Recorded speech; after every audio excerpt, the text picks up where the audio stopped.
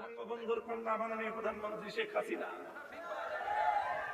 আমি আপনার জন্য মামুনুল হক শাইখুল হাদিসের সন্তান এই যুগে সেই ভূমিকা পালন করতে চাই। আমি আপনাদেরকে একটা হাদিস শোনাই। আমার এই হাদিস ওলামায়ে কেরাম বিশেষভাবে শুনবেন। আমার এই হাদিস, আমার আজকের বক্তব্য শাসক বর্গের ঘনিষ্ঠ ব্যক্তিবর্গ যারা আছে তারা শুনবেন, লক্ষ্য করবেন, বুঝবার চেষ্টা করবেন। আমাকে পছন্দ না হলে যেই হুজুর পছন্দ হয় সেই হুজুরের কাছ থেকে হাদিসের ব্যাখ্যা শুনে নেবেন। হযরতে আমির মুআবিয়া রাদিয়াল্লাহু তাআলা আনহু তিনি একবার জুমার দিন খুতবা দিতে দাঁড়িয়ে একটা কথা বললেন আল মালু মালুনা ওয়াল ফাইউ ফাইউনা। দেখো, এই যে রাজ্য ধনভাণ্ডারের যে মাল, সেটা আমার মাল, আমাদের সম্পদ। এই গনিমত এটা আমাদের সম্পদ, আমরা যেভাবে ইচ্ছা সেভাবে বন্টন করব। প্রথম জুমায় হযরত আমির মুআবিয়া এরকম একটা ঘোষণা দিলেন, সম্পদ আমার, এই রাষ্ট্রীয় ধনভাণ্ডার আমার, আমার যেভাবে ইচ্ছা আমি সেভাবে বন্টন করব। কেউ কোনো কথা বলল না। আমির মুআবিয়া জুমার দিন চলে গেলেন। পরের জুমায় তিনি আবার দাঁড়িয়ে গেলেন, আবার একই ঘোষণা দিলেন, আল মালু মালুনা ওয়াল ফাইউ ফাইউনা। রাষ্ট্রীয় ধনভাণ্ডারের মাল এটা আমার ইচ্ছা, যেভাবে ইচ্ছা সেভাবে বন্টন করব। 2 দিন বললেন, কোনো কথা নাই, কোনো প্রতিউত্তর নাই। আমিরুল মুমিনিন হযরতে মুআবিয়া রাদিয়াল্লাহু আনহু চলে গেলেন। তৃতীয় জুমায় আবার একই কথা বললেন যে আল মালু মালুনা ওয়াল ফাইউ ফাইউনা। এটা তাবরানীর মধ্যে এবং মুজামে তাবরানী মুসনাদে আবু ইয়ালার মাধ্যমে সহিহ সনদের মাধ্যমে ঘটনা বর্ণিত। তৃতীয় জুমায় একই ঘোষণা দিলেন আমির মুআবিয়া, সম্পদ আমার, রাষ্ট্রীয় ধনভাণ্ডার আমার, ইচ্ছা যেখানে ইচ্ছা সেখানে ব্যয় করব। তৃতীয় জুমায় এই কথা বলার সাথে সাথে একজন সাধারণ মুসল্লি দাঁড়ায় গেল, দাঁড়ায় বলল, না, সম্পদ রাষ্ট্রপতি আমিরুল মুমিনিন বাইতুল মালের সম্পদ আপনার একার নয়, রাষ্ট্রীয় ধনভাণ্ডারের সম্পদ আপনার একার নয়। এই সম্পদ গোটা মুসলিম বিশ্বের সমস্ত নাগরিকদের, যেখানে নাগরিকদের স্বার্থ হবে, যেখানে জাতির স্বার্থ হবে সেখানে ব্যয় করতে হবে। নিজের ইচ্ছা এবং খেয়াল খুশি মতো ব্যয় করবার কোনো অধিকার আপনার নাই। হযরত মুআবিয়া তৃতীয় জুমায় যখন ওনার এই বক্তব্যের প্রতিবাদ হলো, তিনি বসে পড়লেন। হযরত মুআবিয়াকে তো ছিলেন, মুসলিম বিশ্বের প্রতাপশালী শাসক। হযরত ওমরের যুগ থেকে, হযরত ওসমানের যুগে, হযরত আলীর যুগে দীর্ঘ সময় মুসলিম বিশ্বের গুরুত্বপূর্ণ এলাকার ধারণকর্তা ছিলেন। এরপরে তিনি নিজেই শাসক হলেন। সেই আমির মুআবিয়া দুর্দণ্ড প্রতাপশালী, মুসলিম বিশ্বের অন্যতম রাজনৈতিক প্রজ্ঞাবান ব্যক্তিত্ব। হযরত মুআবিয়া এই ঘটনার সঙ্গে সঙ্গে বসে পড়লেন, ঘরে ঢুকে গেলেন, নিজের খাস কামরায় ঢুকে ওই যুবককে ডেকে পাঠালেন, যুবককে ডাক দাও। গোটা মসজিদের মানুষ থরথর করে কাঁপতেছে, না জানি কি হয়। যুবককে তলব করে নিয়ে গেলেন আমির মুআবিয়া, আর বক্তব্যের মুখের উপর প্রতিবাদ করা হলো। সবাই অপেক্ষমান, কি বলে আমির, মুসলমানদের আমিরুল মুমিনিন কি বলে শুনবার জন্য। হযরত মুআবিয়া রাদিয়াল্লাহু আনহু ডেকে বললেন, দেখো, আমি 3 দিন পর একই কথা বলেছি। প্রথম 2 দিন আমার কথার কোনো প্রতিবাদ মুসলিম জাতির মধ্য থেকে হয়নি। আমি ভয়ে আতঙ্কিত হয়ে পড়েছিলাম, ভীত সন্ত্রস্ত হয়ে পড়েছিলাম যে হায় কি অবস্থা। আমার শুধুমাত্র আল্লাহর নবীর এই হাদিস মনে পড়তেছিল যে এমন একটা জাতি আসবে, সে জাতির শাসকরা যখন অন্যায় কথা বলবে, জাতির মধ্য থেকে সে অন্যায় কথার সূত্র দেওয়ার মতো, সেই অন্যায় কথার প্রতিবাদ করবার মতো কোনো লোক হবে না। যখন এই সময় আসবে, সেই শাসক এবং শাসিত, সেই সরকার এবং তার জনগণ আল্লাহ পাক জাহান্নামের মধ্যে শুয়োর আর বানরের মতো লাঞ্ছিত করে ওদেরকে জাহান্নামে নিক্ষেপ করবে। সায়াদখুলুনা জাহান্নামা কিরাদাতান খাসিরিন, তারা নিষ্কৃষ্ট বান্দরের মতো লাফায় লাফায় জাহান্নামে পড়বে। যখন আমি অন্যায় কথা বললাম, আমি যখন মুসলমানদের আমির হয়ে এই স্বৈরাচারী কথা বললাম যে সম্পদ আমার, আমি যখন বললাম মুসলিম রাজ্যের বাইতুল মাল সরকারি ধনভাণ্ডারের সম্পদ, আমি যাকে ইচ্ছা তাকে দিব, যেভাবে ইচ্ছা সেভাবে বন্টন করব, 2 দিন এই কথা বলার পর কেউ যখন আমার প্রতিবাদ করলো না, আমি ভয়ভীত সন্ত্রস্ত হয়ে পড়েছিলাম যে না জানি আমি সেই সম্প্রদায়ের অন্তর্ভুক্ত হয়ে গেলাম যারা লাঞ্ছিত হয়ে জাহান্নামে যাবে। আজ যখন তুমি প্রতিবাদ করলে হৃদয়টা আমার প্রশান্তিতে ভরে গেল। হে যুবক, আমি তোমার কৃতজ্ঞতা আদায় করি, কারণ তুমি আমার অন্যায় কথার প্রতিবাদ করে প্রমাণ করে দিয়েছো মুসলমান জাতি এখনো পথভ্রষ্ট হয় নাই। বঙ্গবন্ধুর কন্যা মাননীয় প্রধানমন্ত্রী শেখ হাসিনা, আমি আপনার জন্য মামুনুল হক সাইকুল হাদিসের সন্তান এই যুগের সেই ভূমিকা পালন করতে চাই।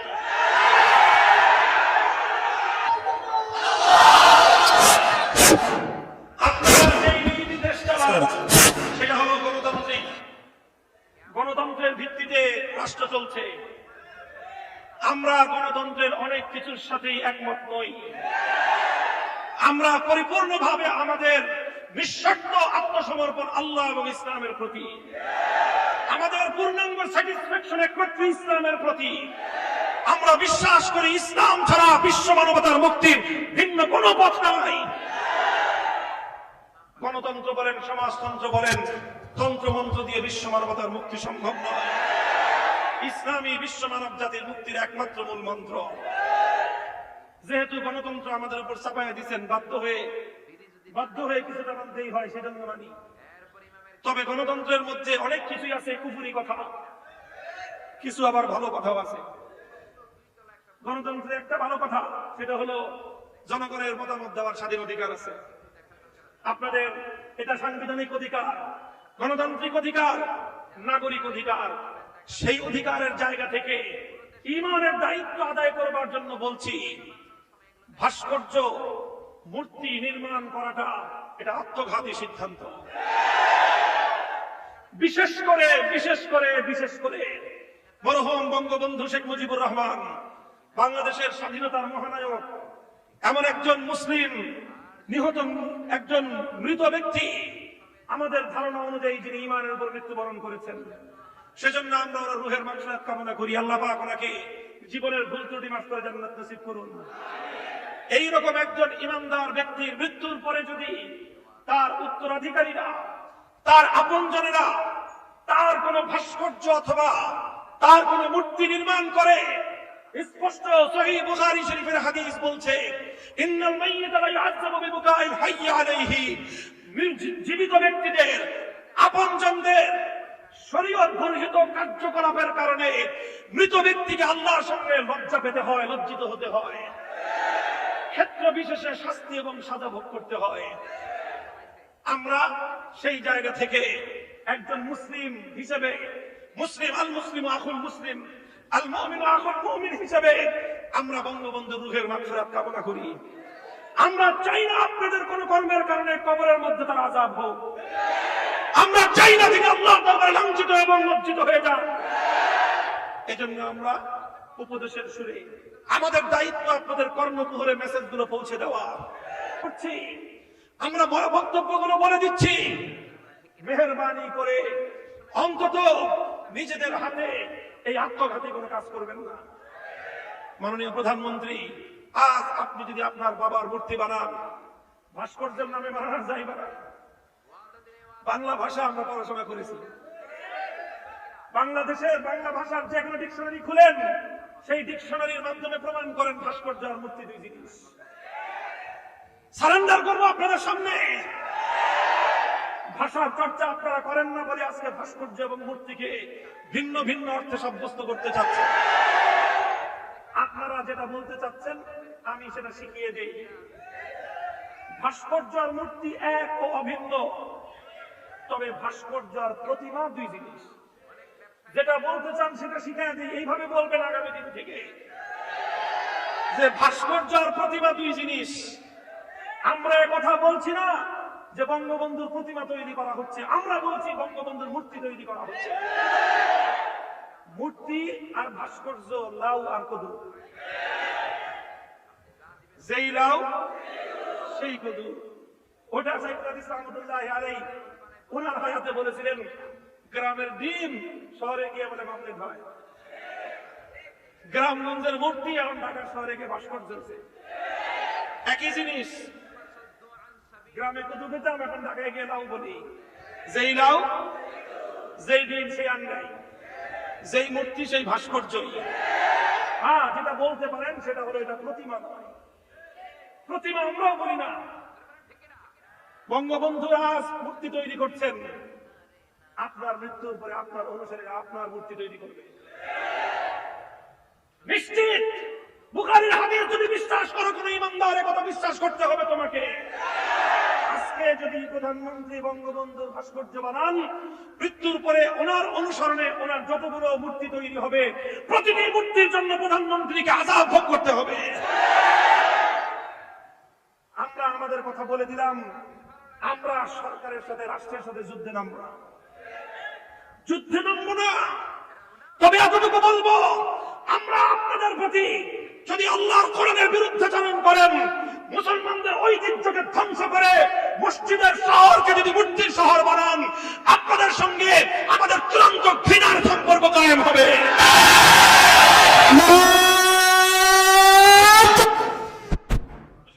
কথা বলি, আমাদের কথা কোনো ভিন্ন অর্থে কেউ মিসগাইড করার চেষ্টা করবেন না। পরিষ্কার কথা, এটা এই কথা বলা, রাষ্ট্রের কল্যাণকামিতা করা, সরকারের কল্যাণকামিতা করা, জনগণের কল্যাণকামিতা করা, এটা ঈমানের অঙ্গ। আমাদের কাজ হলো সতর্ক বাণী পৌঁছে দেয়া। ওমা আলাইনা ইল্লাল বালাগ, সতর্ক বাণী আমরা পৌঁছে দিলাম। এরপরে যদি আপনারা কোনো আমাদের এই সতর্ক বার্তা যদি ভালো না লাগে, আন্তরিকতার চেয়ে চাটুকারিতাই যদি আপনাদের কাছে পছন্দ হয়, নাস্তিক, মুরতাদ, মূর্তি প্রেমী, সেই ইসলাম বিদ্বেষী বামপন্থী গোষ্ঠী যাদের কাছে একত্ববাদের চেয়ে, তাওহীদের চেয়ে মূর্তির প্রেম অগ্রাধিকার পায়, তারা যদি আপনাদের কাছে আমাদের চেয়ে বেশি ভালোবাসার পাত্র হয়ে যায়, সেটা দুঃখজনক এবং আমাদের কপাল বলতে হবে। গুটি কয়েক চামচা, গুটি কয়েক বামপন্থী, গুটি কয়েক মূর্তি প্রেমী, গুটি কয়েক হিন্দুয়ানি সংস্কৃতিতে বিশ্বাসী, মুখে ইসলাম বললেও ইসলামের চেয়ে মূর্তির প্রেম তাদের হৃদয়ে যাদের বেশি, তাদের কথা যদি এদেশের আলেম সমাজের কথার চেয়ে বেশি গুরুত্বপূর্ণ হয়, বেশি মূল্যবান হয়ে যায়, তাহলে আগামী দিনে আমরা আমাদের পথ জনগণের কাছে স্পষ্ট করে দেব। আল্লাহ পাক রব্বুল আলামিন আমাদেরকে বুঝবার তৌফিক দান করেন। কথা বলছিলাম, দ্বীন হলো আন্তরিকতার নাম। 1 নম্বর আন্তরিকতা কার জন্য? 2 নম্বর আন্তরিকতা আল্লাহর কিতাবের জন্য, 3 নম্বর আন্তরিকতা আল্লাহর রাসূলের জন্য, 4 নম্বর আন্তরিকতা হলো মুসলিম শাসক বর্গের জন্য, 5 নম্বর আন্তরিকতা হলো সাধারণ মানুষের জন্য। জনগণের জন্য যেটা কল্যাণ হবে সেটা আমরা বলে দিব, মানুষের জন্য যেটা কল্যাণ হবে আমরা বলে দিব। আমি জানি এই বছর একটু আখেরি কথা, এখানে অনেক মানুষ আছেন, একটা পয়েন্টে আমরা সবাই ঐক্যবদ্ধ, সেই পয়েন্টের নাম হলো ঈমান। আমরা বিভিন্ন ভাবে বিভিন্ন মত পার্থক্য থাকতে পারে, রাজনৈতিক ভাবে আপনারা এক এক মতাদর্শী হতে পারেন।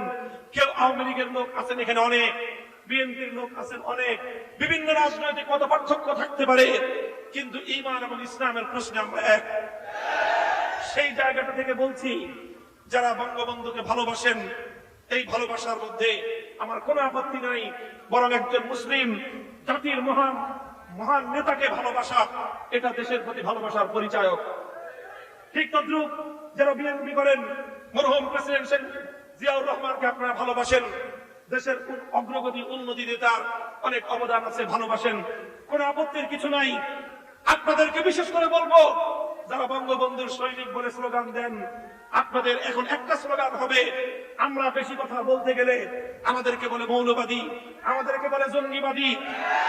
এমন কোন ট্যাগ নাই যে ট্যাগ গুলো আমাদেরকে ওই বামপন্থী নাস্তিকের দল না দেয়। আমরা কথা বলতে গেলে, প্রতিবাদ করতে গেলে আমাদেরকে নানাভাবে হয়রানির শিকার হতে হয়।